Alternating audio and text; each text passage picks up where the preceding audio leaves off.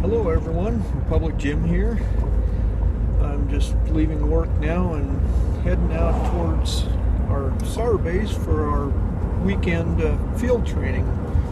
It's a beautiful late September day, somewhere in the low 50s right now, and the forecast is saying that it should be rainy and windy and fairly chilly the entire time, so it's just perfect for a SAR overnighter.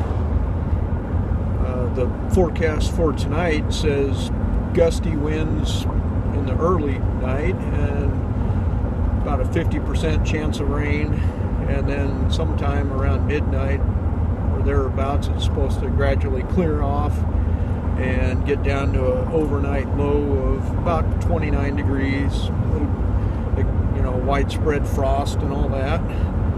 Right now, you probably see in the background it's not currently raining, but there are dark clouds all over the place, and it just did rain recently. So I'm looking forward to getting out to base and setting up my tarp shelter. I'll be spending the night in that and see how it does against the wind and rain and everything.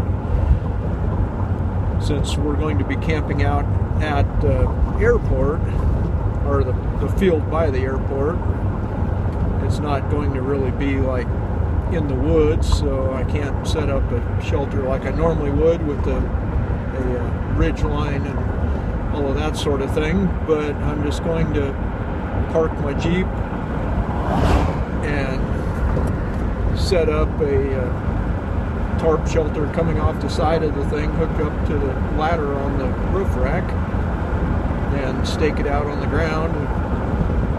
And obviously, since there's no trees around to cut any logs or anything, I can't build a woodsman bed to get off the ground, so I brought along a folding cot, which will be just kind of a luxury to me for camping out. Just unfold the cot, throw out my sleeping pad and the bag and everything on it.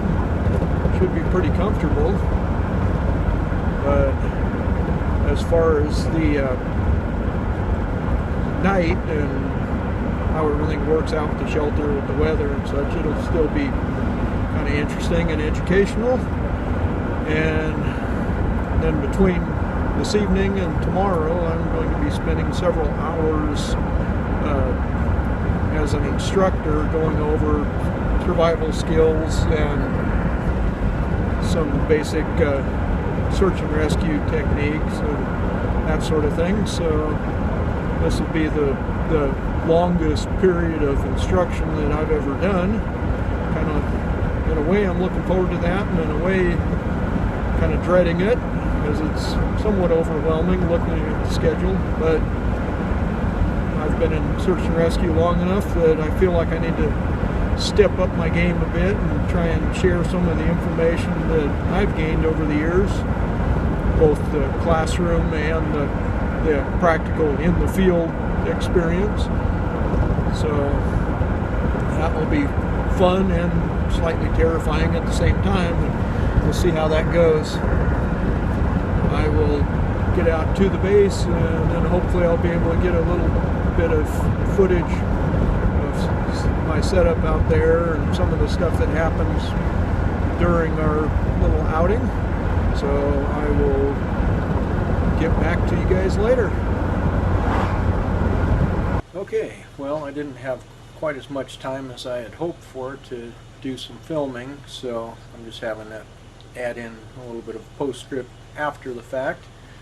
Stayed pretty busy the whole time that I was at the SAR training, but I did have some time to take some pictures of my shelter setup, so I will insert those in momentarily just to show what it looked like when it was set up. I used some ball bungees to attach my tarp to the ladder on the rack on top of my Jeep, stretched it out, drove in some heavy-duty tent stakes in the hard ground, and pulled everything tight with the bungee from the tarp to the front of my hood, and had easy access in through the front flap there. Had my window rolled down on the passenger side so that I could reach through and get to gear that I needed to, although I found I couldn't open the door at all on that side. So if there's anything I couldn't reach, then I needed to get out of my shelter and go around to the driver's side or open up the back hatch. But that was just a minor inconvenience. The shelter worked great. We actually didn't get the forecast wind.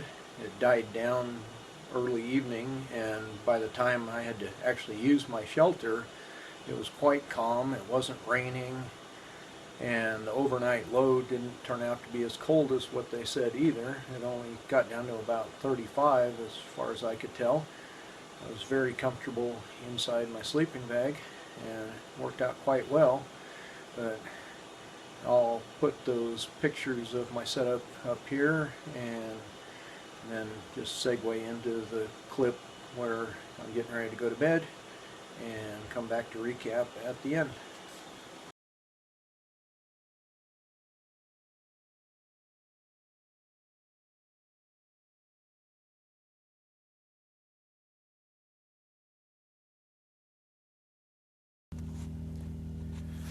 So it's just after 10 o'clock now, getting ready to go to bed in my shelter. It is currently very hard to see, but just under 40 degrees and still cooling off. There's quite a bit of condensation forming on some of the vehicles around here, so it might be a little damp, but the sky is clearing up. It's likely to get pretty cold tonight. The forecast says 29. My little camp spot here, I've got a nice sleeping bag and pad sitting on a folding cot, which I think will work pretty well. And got my gear in here, and I'm just about ready to settle in for the night. So I'll report back again later.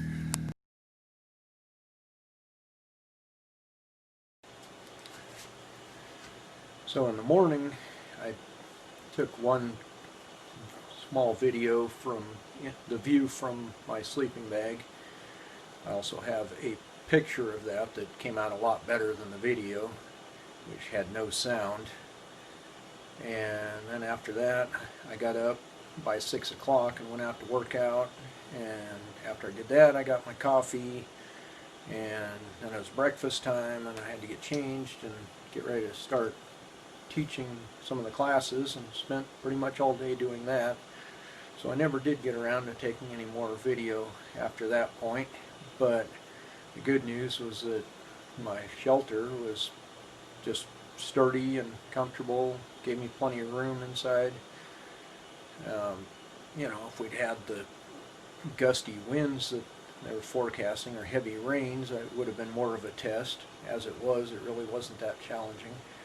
But just to be sure, I left it up all during the day Saturday until I finally had a chance to take it down late afternoon when we were starting to pack everything up after our training. By that point, the wind was blowing pretty good from a different direction. It was starting to rain again, and the shelter was still standing firm. The hardest part about it was pulling the stakes up out of the ground. I did pull one of the grommets out of the tarp trying to do that, but I have no doubt that those stakes would have stayed regardless of how strong the wind was. If it had gotten strong enough, it would have shredded the tarp before it pulled my stakes loose. And the bungees that I used to fasten the top had enough stretch that it allowed the tarp to move a little bit in the wind and not just rip it loose or anything. So for just a real quick setup without any trees or anything, it worked out really well. Had a fun time with the weekend training, and looking forward to getting out and doing some other camping setups soon. So until then, I'll talk to you later. It's been Republic Jim.